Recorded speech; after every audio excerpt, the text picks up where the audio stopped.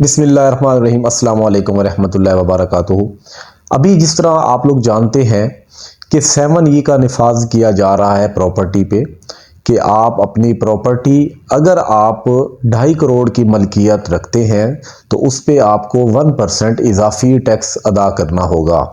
तो इसमें जो अंडरस्टैंडिंग अभी हमें देखने को मिली है उसमें ये था कि आपका जो डीसी रेट है, डीएचओ मुल्तान के हवाले से मैं बात कर रहा हूँ, मैं उसके हवाले से जो अंडरस्टैंडिंग मेरी हुई है, जो मैंने उस पर स्टडी की है, मैं आपसे वो डिस्कस कर रहा हूँ कि डीएचओ मुल्तान में जो डीसी रेट पे आप पहले बीइंग अ फाइलर आप 3% सेलर के तौर पे आप टैक्स अदा कर रहे थे, क्योंकि बायर पे तो ये टैक्स इंप्लीमेंट नहीं होगा। ये टैक्स जो इंप्लीमेंट होना ये सिर्फ सेलर्स पे होगा। तो वो सेलर जो 2.5 करोड़ की मलकियत रखता है, 2.5 करोड़ प्लस की इमूवेबल प्रॉपर्टी का ऑनर है वो, तो जहां वो पहले 3% अदा कर रहा था बीइंग अ सेलर, तो अब वो 1% इजाफी अदा करेगा उसी डीसी रेट का। तो इसमें एज एन एग्जांपल मैं आपको ये बता दूं कि अगर आप 5 मरला की बात करें तो 5 मरला का जो टैक्स आप अदा कर रहे थे वो तकरीबन 66,000 आप अदा कर रहे थे। इट मीन्स कि जो 1% आपका जाके बनेगा वो 22,000 था।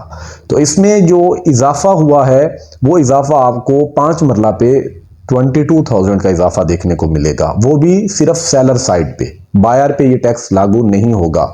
लेकिन अभी के लिए अगर हम देखें तो डीएचए ने पहले दिन के एंड पे ही जाकर इस चीज को ये जो नया डिसीजन दिया था डीएचए ने कि अभी के लिए 15 तारीख तक आप 7E के बगैर अपना जो भी प्लॉट है वो आप ट्रांसफर करवा सकते हैं। 15 तारीख तक फिलहाल के लिए लागू नहीं होगा। अब 15 तारीख के बाद नई क्या पॉलिसी आती है, नई क्या इंस्ट्रक्शंस आती हैं, तो वो वक्त के साथ साथ जाहिर सी बात है हमें पता चलेंगी। तो उसमें हो सकता है कि जो ये स्लॉट है 1 से 15 तारीख वाली, जो लोग यहाँ पे ट्रांसफर दे रहे हैं तो वो मेंटली तौर पे प्रिपेयर रहे। हो सकता है एफबीआर की तरफ से उनको दोबारा से नोटिस आ जाए अगर ये 7E का टैक्स लगा दिया जाएगा तो। और इसमें जो अभी ट्रांसफ़र की रेशो है, क्योंकि आज की डेट में 4 अप्रैल को जो मैं ट्रांसफ़र करवा के आया हूँ, आज की डेट में जो ट्रांसफ़र की रेशो है वो पहले की निस्बत मुझे कम देखने को मिली है।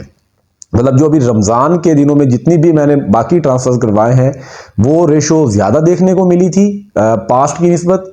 जो हमें पहले अपना इंतखाबात के सिलसिले से पहले की जो बात है उसकी निस्बत ज़्यादा रेशो थी। लेकिन जो इस वीक मैं आज की डेट में ट्रांसफ़र करवा के आया हूँ, आज की जो मैंने रेशो देखी है वो रमज़ान के पहले जो 20-22 दिनों की रेशो थी उससे हमें कम देखने को मिली है।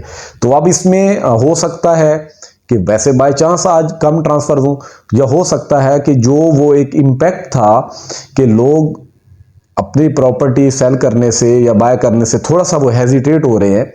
हालांकि इसमें ज़्यादा हेजिटेट होना बनता नहीं है, क्योंकि बायर पे अगर टैक्स लग जाता है तो उसमें बायर पे ज़्यादा वो बर्डन बनेगा।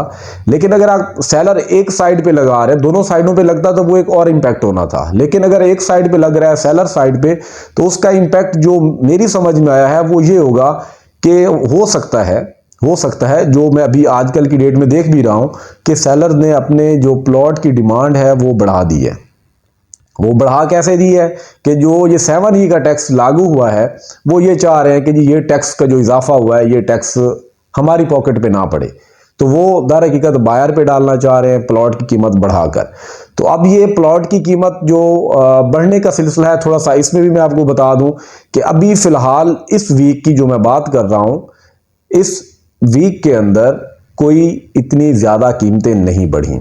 इस वीक के अंदर कीमतें स्टक हो गई हैं, कीमतें वहीं रुक गई हैं। मतलब ना तो कीमत बढ़ रही है ना ही कोई कम हो रही है, मिला जुला सा रुझान है, बस नॉर्मल रूटीन के मुताबिक ही चीज़ें ट्रेड हो रही हैं। बाकी आगे 15 तारीख के बाद पता चलेगा कि टैक्स की जो ये नई स्लॉट आई है 7E की, जो हमने सेक्शन के अंडर जाके वो पे करना था बीइंग अ सेलर, तो क्या वो हम पे करेंगे या उसमें मज़ीद कोई दोबारा से स्टे आ जाएगा और ये टैक्स यहीं रोक दिया जाएगा।